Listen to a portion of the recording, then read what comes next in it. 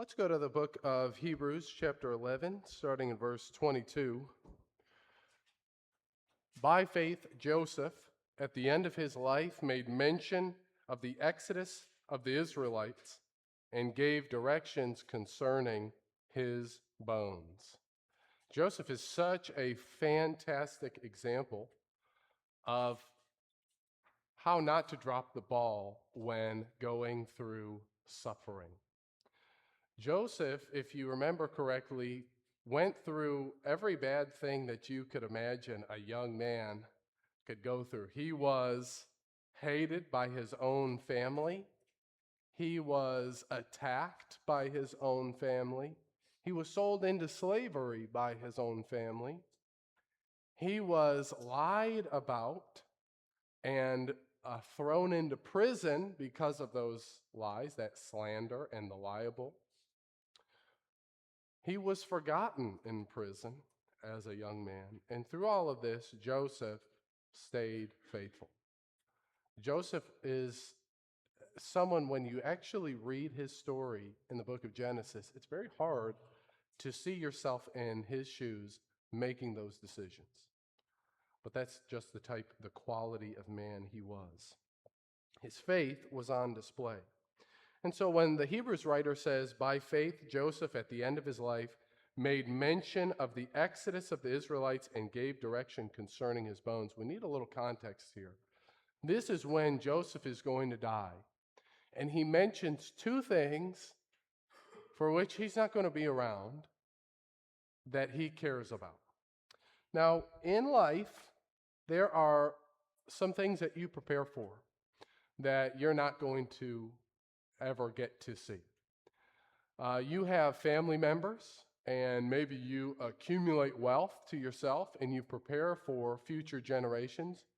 Some people want to develop what's called generational wealth. And so they accumulate money and resources and investments, and they prepare for their children and grandchildren and great-grandchildren. And that's a good thing. That's a healthy thing to do for your family. Joseph did these things based on a promise from God, and that's why he's called faithful. And so you have to take two things into account. One, Joseph suffered a great deal. But the second thing is, Joseph never lost sight of the promise that had been made to him and his kids and their future generations. And so let's read a couple passages here in context. Faith is, as we know, the substance of things hoped for, the evidence of things not seen. But let's go to Genesis chapter 50, starting in verse 22. Genesis chapter 50 is the end of Joseph's life. So Joseph remained in Egypt, he and his father's house. Joseph lived 110 years. And Joseph saw Ephraim's children of the third generation. The children also of Machir, the son of Manasseh, were counted as Joseph's own. And Joseph said to his brothers, I am about to die, but God will visit you and bring you up out of this land to the land that he swore to Abraham, to Isaac, and to Jacob. Then Joseph made the sons of Israel swear, saying, God will surely visit you, and you shall carry up my bones from here. So Joseph died being 110 years old. They embalmed him, and he was put in a coffin in Egypt. Now turn over to Exodus chapter 13. We'll start reading in verse 17. Exodus 13, verse 17. Why was it important that, that Joseph give a task to these people concerning his bones? Joseph was not going to be around. Why did he care so much? Verse 17, Exodus 13, when Pharaoh let the people go, God did not lead them by the way of the land of the Philistines, although that was near. For God said, lest the people change their minds when they see war and return to Egypt. But God led the people around by the way of the wilderness toward the Red Sea. And the people of Israel went up out of the land of Egypt, equipped for battle. Moses took the bones of Joseph with him, for Joseph had made the sons of Israel solemnly swear, saying, God will surely visit you, and you shall carry up my bones with you from here. So even when Moses was leaving, they remembered the words of Joseph, how he had said, God will visit you and there will be an exodus. He will take you out of this land and bring you to a land that I have promised you, that God has promised you, a land flowing with milk and honey. That was God's promise to the people. And so Joseph made mention of this before Moses was there. By faith, he looked forward to a land that was promised to them. But he also said, while you're going, bring me with you. Bring my bones and bury me there. I want to see that place. Look at Joshua chapter 24, and let's read verse 32. It's amazing that it's written about so much in the Old Testament, the bones of Joseph. Joshua 24:32, as for the bones of Joseph, which the people of Israel brought out of Egypt, they buried them at Shechem, in the place of the land that Jacob bought from the sons of Hamor, the father of Shechem, for 100 pieces of money. It became an inheritance of the descendants of Joseph. So what did Joseph's bones being carried actually do? Well, there was a plot of land for his descendants. The bones were brought with them, and the land that was promised and purchased was given to his descendants. And so faith, when we look at the faith of Joseph, there's a lot that happened after his death that his faith pointed towards, and it actually was realized. So faith is a what and a why. To simplify it, we would say faith is what we believe and why we live the way we live. If you said, well, I have faith in God, or if you just said, well, I believe in God, you would need to define that a little bit more. You'd have to say, well, I trust in God. I know that he's there. And because he is who he says he is, I'll live as if he is who he says he is. So I believe this fact about God. I've seen evidence. I've seen a case for the evidence of Jesus the Christ. And because I believe in that, I'm going to change the way that I live my life. And so my faith is going to look forward and say, as I'm living, I'm going to live as though there's a place to where I'm going, a promised land that I expect after all this life is over. And Joseph told his brothers and told the rest of the Israelites, this is why we live the way I lived. So let's look at a couple aspects of his faith. Turn to Genesis chapter 37. Why did he endure so much? There's a couple aspects of his faith that I want to focus on. First, it was durable. His faith was durable. It had the endurance, or the legs on it, as he might say here. Then it was forward thinking. It wasn't so based in the here and now. And then finally, it was a very promising faith. His faith was something that you could have hope when you see the way that he lived his life and the outcome of the way that he lived his life. It would give you hope as well. Let's look at his life first to get an idea of this faith. So why was it durable? Genesis chapter 37, verse 8. And his brethren said to him, shall you indeed reign over us? Or shall you indeed have dominion over us? And they hated him yet the more for his dreams and for his words. When he was young, his family, his brothers, despised him. Have you ever experienced that? Have you ever had a family member that just hates you more than anyone, is willing to sell you into slavery, willing to kill you? Remember, his brothers were going to kill him. And his oldest brother had to save his life. No, we're not going to kill him. We're just going to sell him, as if that's better. You know, that's amazing. Has anyone ever hated you that much? No, let's not kill him. We'll just sell him. And so he's sold. How could you be depersoned at that point? You think about what Joseph did. He interpreted dreams that were given by God. Is there anything wrong with that? It'd be like if you said, I'm a preacher and I'm going to go preach the gospel. And so I want to tell you about the death, the burial, the resurrection, and the ascension of Jesus Christ. And they say, we hate you so much, we're going to kill you. And somebody says, no, let's just throw him in jail. Is that happening? Well, it's not happening by and large here in this country right now. And it's hard to imagine such a thing. What about your brothers? What about your own family doing that to you? Hating you because you do something that's good. Jesus would say, don't marvel if they hate you for preaching. They hated me first. They hate my message. What's the message that a Christian has to give? The message of repentance. It's sort of an awkward message, isn't it?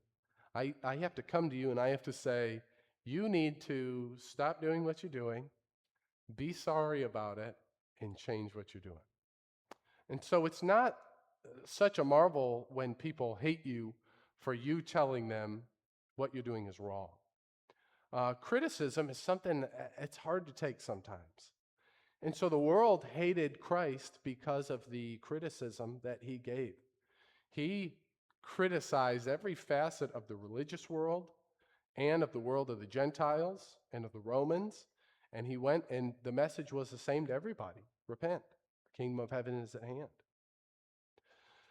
So when we are hated, just like Joseph was hated for interpreting dreams of God himself that was given by God. But it elevated Joseph.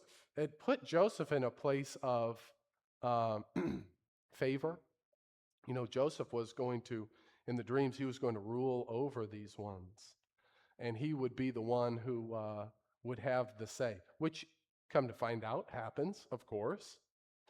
But in those dreams, it doesn't talk. Joseph doesn't interpret and say, well, I'll go through this. It's going to be this amount of time. My brothers are going to hate me. This woman's going to lie about me. And he doesn't go through all of that. It's almost vague in a certain sense. And so because of the vagary of the situation, he's not given a play-by-play. He just has to trust in God.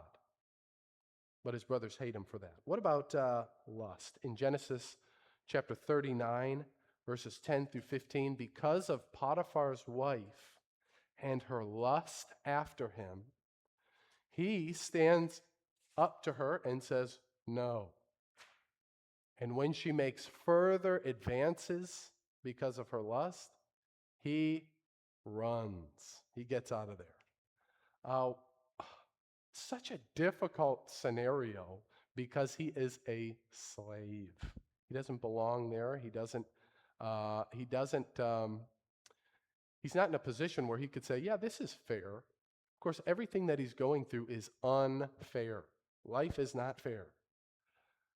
My parents used to love to tell me that all the time. Anybody else's parents say that all the time? Well, life is not fair. Okay, thanks. That really helps out. Yeah, I had no idea. Joseph was in a situation where he was a slave, and now his master, who he is serving, Colossians chapter 3, at the end of Colossians chapter 3, the apostle writes, and whatever you do in word or deed, do all in the name of the Lord. And he says, and do it heartily as unto the Lord. Joseph is an example of someone who takes every situation and does it heartily unto the Lord. He's a slave. Well, he's going to be a really, really good one. And he is going to be an example of a quality that everybody wants to see in an individual. And he's doing his best in the worst situation you could think of. And that's when she lies about him. Her pride is hurt. She is acting on her lust, and she lies and slanders his name. He's already a slave. What does he have left to lose? Well, the little bit of freedom that he had is snatched away. What happens next? He's imprisoned because of this. And he is forgotten in that prison. His cellmate says, when I get out, I'll tell him, and I won't forget you. And what happens? He immediately forgets him. And he's stuck in there for longer. He's isolated. None of it is fair. His situation is sad, pathetic, and he is the one who God is showing favor to. Isn't it kind of like the story of Job, where Job is just doing good and Satan contends with God and Job is caught in the crossfires? And so now he's collateral damage because he's doing good. Does that ever happen to us? We're doing good. All who want to follow Christ Jesus will suffer persecution. Isn't that what the Apostle Paul wrote? And so why is it that people hate the message, the lifestyle, and doing good isn't just a ticket, a golden ticket, a fast pass to get to heaven with no pain? If I do good, then there's not going to be any pain. But that's not the deal. The deal is there is a promise at the end. Joseph stuck it out in all of this, just like Job. When you read the book of Job, it says, and in all of this, Job did not sin. He didn't curse God and die like his wife told him to.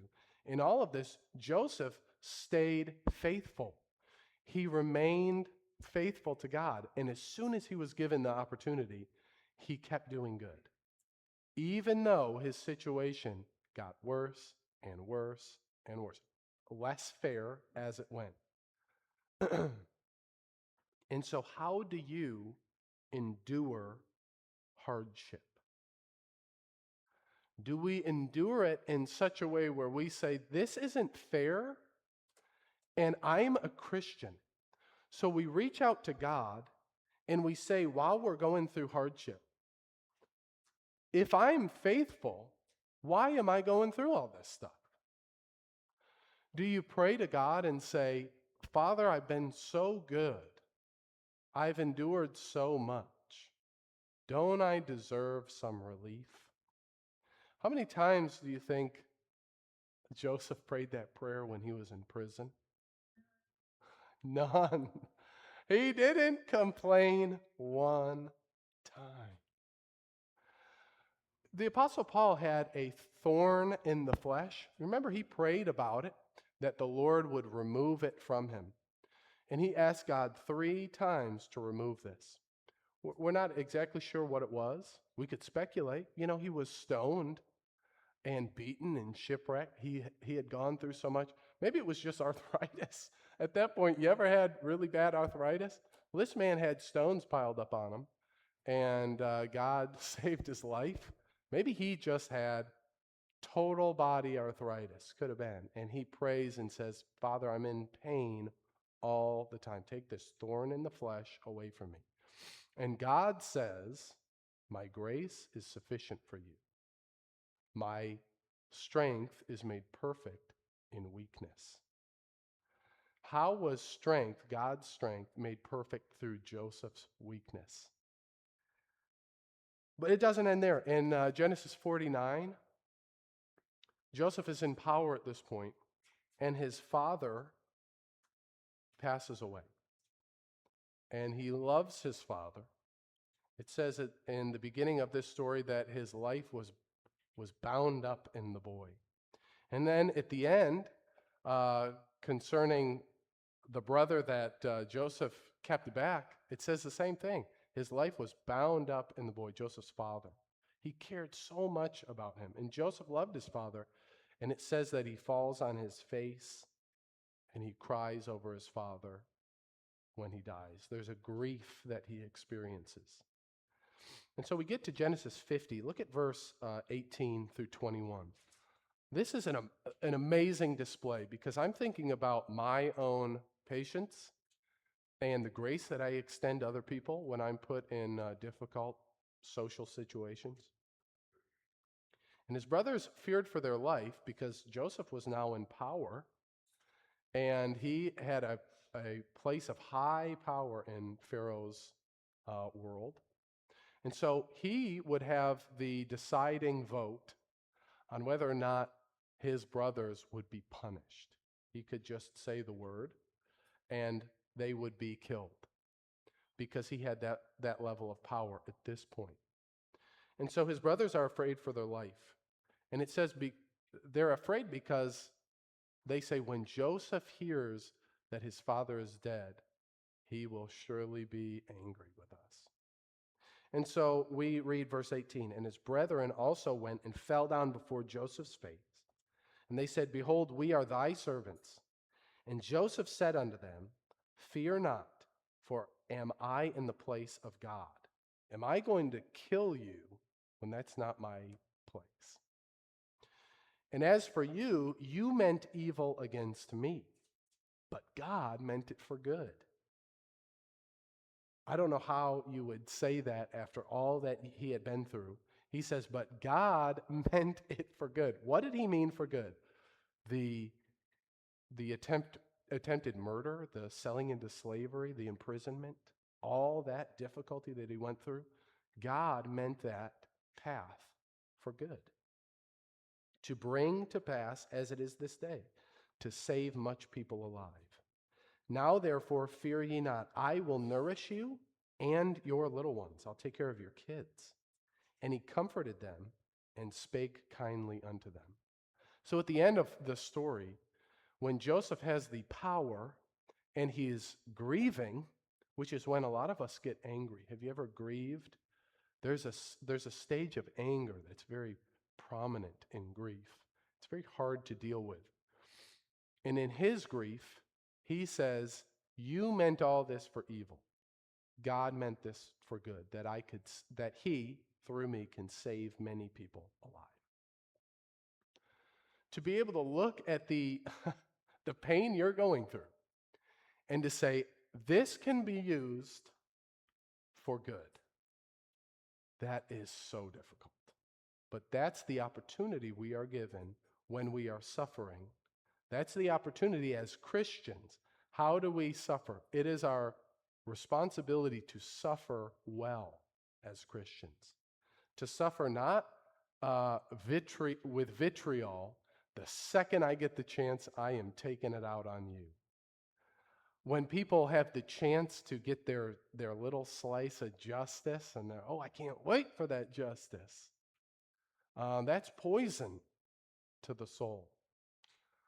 What Joseph did instead was he nourished them. He fed them when they needed food, and he took care of their children. And then he spoke kindly to them. These are the people that hated enough that wanted to kill him and sold him into slavery. And he still did all this because in his mind, there was something more important. Let's think about that. His faith endured, but his faith was forward thinking, always thinking ahead. How can this difficulty be used for good? It's oftentimes hard in the moment to see that. When you're going through the loss of a loved one, or you lost a job, or people are backbiting you. In the book of Philippians, people were slandering the Apostle Paul, questioning his authority while he was going through very difficult situation. And he says, I'm just glad that in all of this, Christ is preached. I'm just glad that the difficulty that I'm going through, the lies that these people are throwing towards me, I'm glad that Christ is preached in the midst of all this. I can see that this can be used for good. Joseph thought forward as well. It's not just about the day, that the struggle that you're going through right now. It's also about the future. Let's go back to Genesis 50 and look at how he thought forward. Genesis 50, 22 through 26. There's three things. So Joseph remained in Egypt, he and his father's house. Joseph lived 110 years. Here's the first thing. And Joseph saw Ephraim's children of the third generation. The children also of Machir, the son of Manasseh, were counted as Joseph's own. Joseph took care of the next generation. God had promised a land in the future. So Joseph needed to make sure that there were people for that land. You know, when James writes about faith, he says if someone comes to you and is in need of and destitute of daily food, and you say to him, depart in peace, be ye warmed and filled. Your faith is in vain. It's a dead faith. Why? Because, and this is, I don't want to get bogged down here. When we baptize people under the water, it's an answer of a good conscience towards God. They're saved.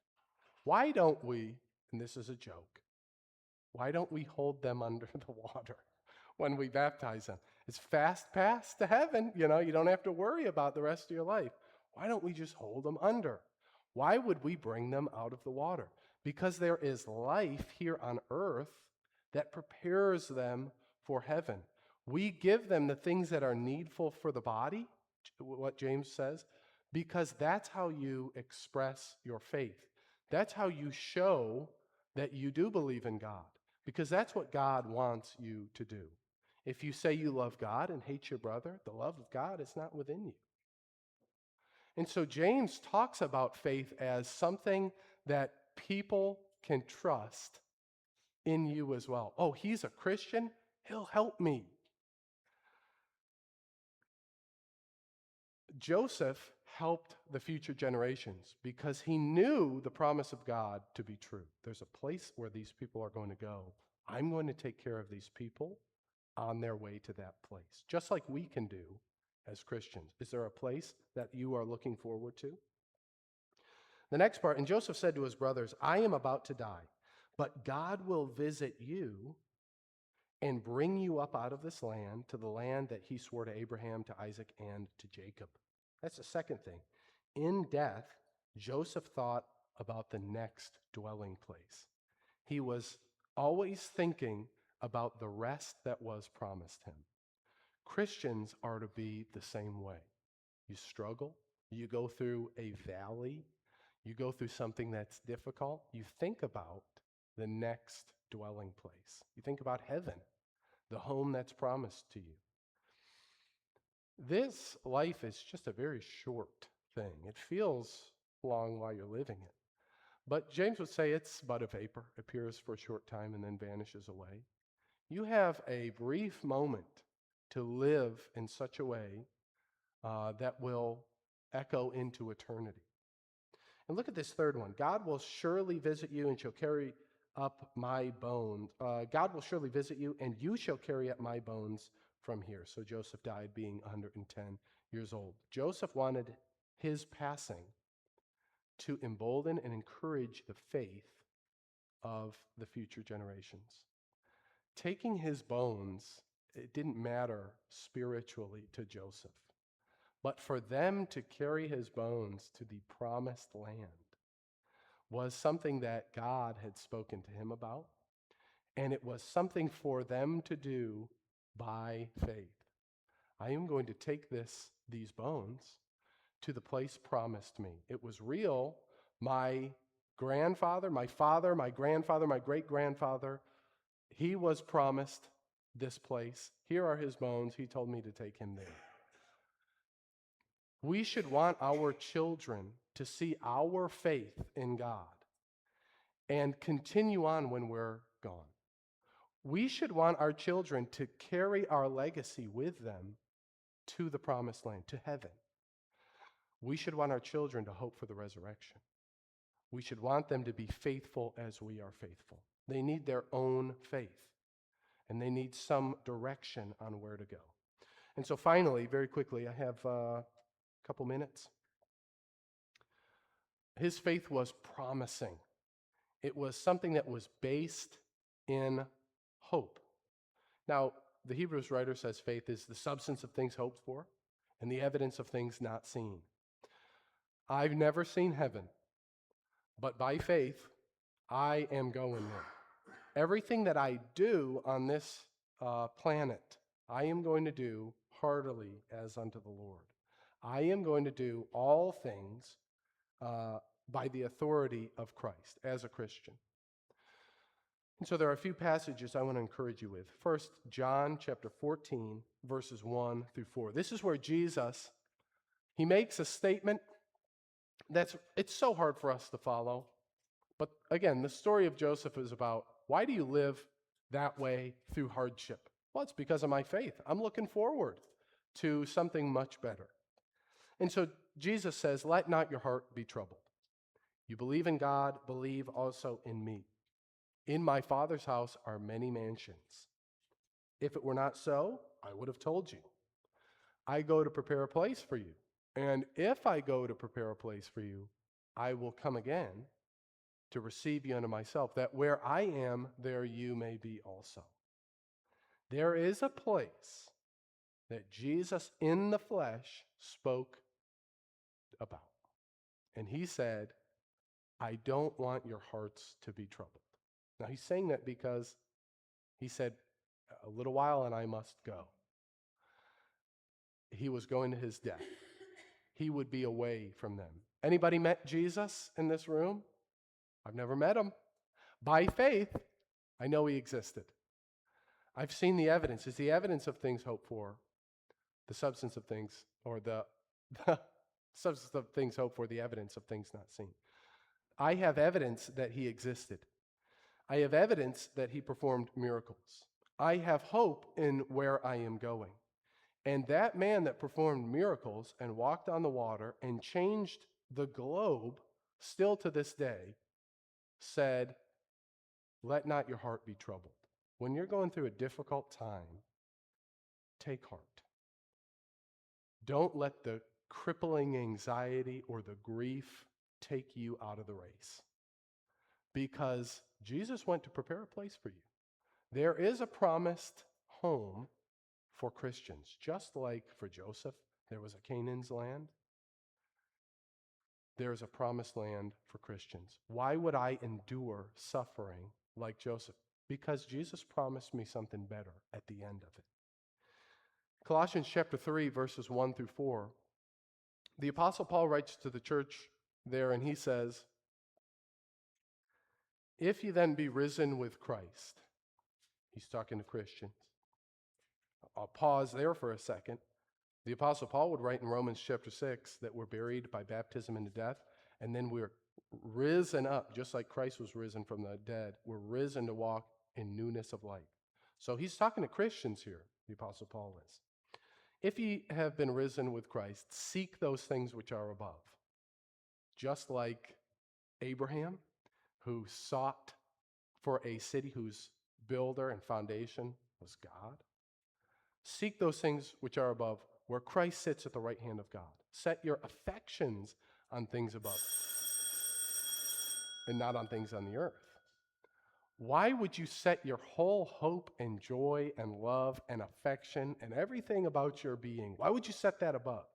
Because when you set it here on the earth, you're going to be let down. If you look for, I'm living for the weekend. Have you ever like, I've just got to make it to the weekend where I can relax. And then the weekend comes and you do the opposite of relaxing? Has that ever happened to anybody? That's been happening to me for, 10 years at this point.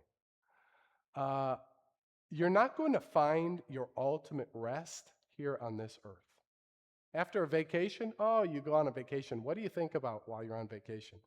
I only have 2 more days. And you think this vacation's coming to an end awful fast. And you just can't really settle. I set my affections on things above. One day I get to go home. No more tears, no more sorrows.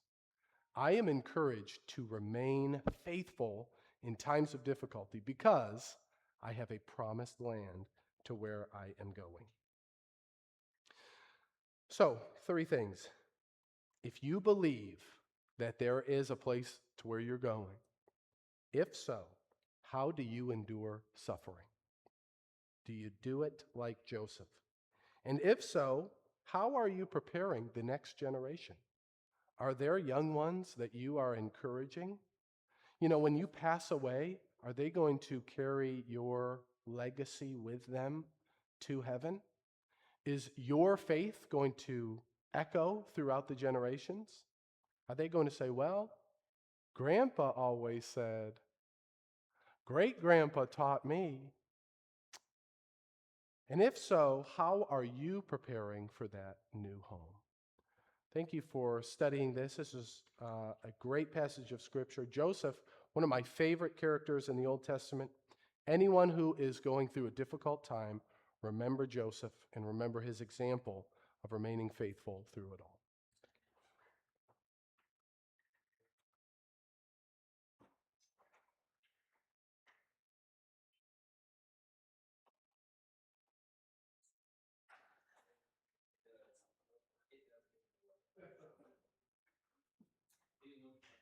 Yeah.